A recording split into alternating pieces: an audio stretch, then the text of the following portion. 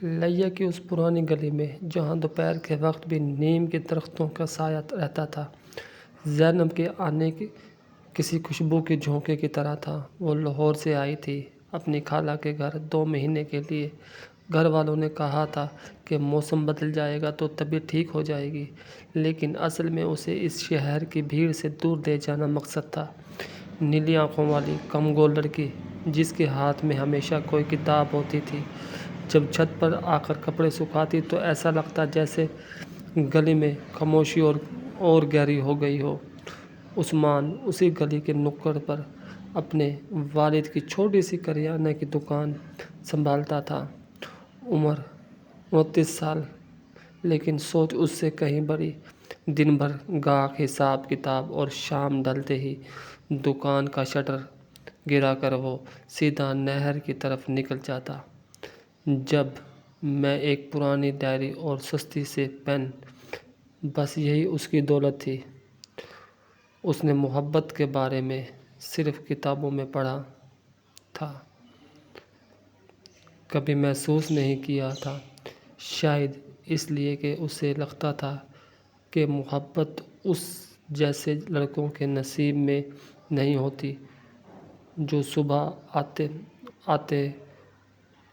آٹا گوندتے ہیں اور شام کو بجلی کے بل جوڑتے ہیں۔ پھر ایک شام ایسے آئی کہ ہوا تیز تھی۔ زینب چھت پر کھڑی کھلے آسمان دیکھ رہی تھی کہ اس کے ہاتھ سے راجہ گڑھ کا ناول ہوا سے اڑ کر نیچے گلی میں جا گرا۔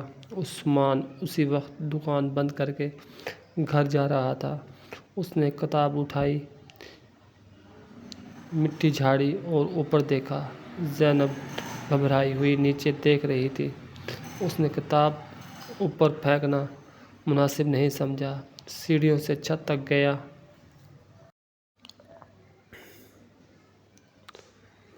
خالہ نے دروازہ کھولا تو عثمان نے دھیرے سے کہا، "یہ اوپر والے باجے کی کتاب گر گئی تھی۔" زینب پیچھے ہی کھڑی تھی۔ اس نے کتاب لی اور مدھم سی آواز میں شکریہ کہا۔ عثمان نے پہلی دفعہ اسے قریب سے دیکھا اور اسی لمحے اسے لگا کہ بانو قدسیہ کے لفظوں سے نکل کر کوئی کردار اس کے سامنے آ کھڑا ہوا ہے۔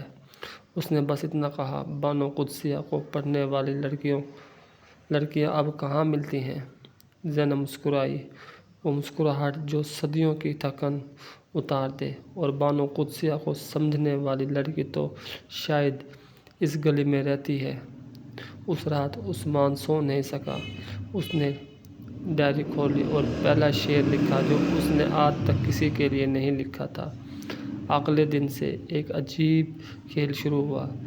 زینب روز شام 5 بجے کسی نہ کسی بہانے چھت پر آتی، کبھی کبوتروں کو دانہ ڈالنے، کبھی کپڑے لینے، اور عثمان روز دکان سے نکلتے ہوئے زینب کی دیوار کے ساتھ لگے پرانے پتھروں کے بیچ ایک چھوٹا سا مڑا ہوا کاغذ رکھ دیتا۔ نہ نام، نہ کوئی وضاحت، بس ایک شعر۔ زینب انتظار کرتی۔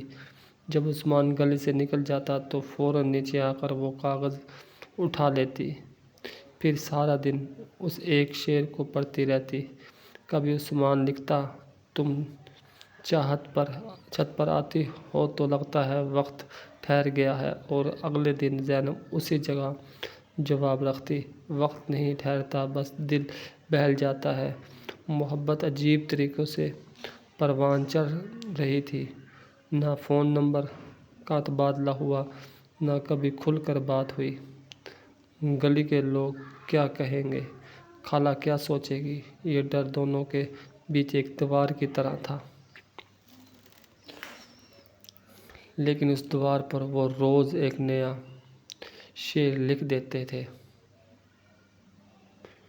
زینب کو اب لیا سے محبت ہونے لگی تھی، اس گلی سے، اس ہوا سے، اور اس شاعر سے جس کے چہرہ وہ دن میں صرف 2 دفعہ دیکھ پاتی تھی۔ اسے محسوس ہونے لگا تھا کہ وہ لاہور سے جو زخم کھا کر آئی تھی وہ بھرنے لگے ہیں۔ اس زخم کا ذکر اس نے کبھی عثمان سے نہیں کیا تھا۔ لیکن عثمان نے بنا پوچھے سمجھ لیا تھا کہ اس لڑکی کی آنکھوں میں جو گہرا سکون ہے اس کے پیچھے کوئی طوفان بھی چھپا ہے۔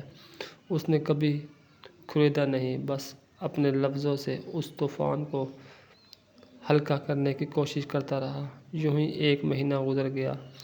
گرمی بڑھنے لگی تھی اور زینب کے جانے کا وقت قریب آنے لگا تھا۔ دونوں کے دل میں ایک انجانا خوف بیٹھ گیا تھا، بچھڑنے کا خوف، لیکن دونوں میں سے کوئی بھی اس کے ذکر نہیں کرتا تھا۔ وہ دونوں جانتے تھے کہ کچھ کہانیاں مکمل ہونے سے پہلے ہی ختم ہو جاتی ہیں، اور شاید ان کی کہانی بھی انہی میں سے ایک تھی۔ جون کی گرمی نے لیا کو لپیٹ میں لیا تھا۔ دوپہر کو گلیاں سنسان ہو جاتی تھیں، صرف نیم کے پتوں کی سرسراہٹ اور دور کہیں چلتے پنکھے کی آواز سنائی دیتی تھی۔ زینب کا لاہور واپس جانے میں اب صرف 20 دن رہ گئے تھے۔ یہ بات اس نے عثمان کو نہیں بتائی تھی، لیکن عثمان کو خالہ سے پتہ چل گیا تھا۔ جس دن اسے پتہ چلا اس نے پورا دن دکان نہیں کھولی۔ وائل نے پوچھا تو کہہ دیا طبیعت ٹھیک نہیں ہے۔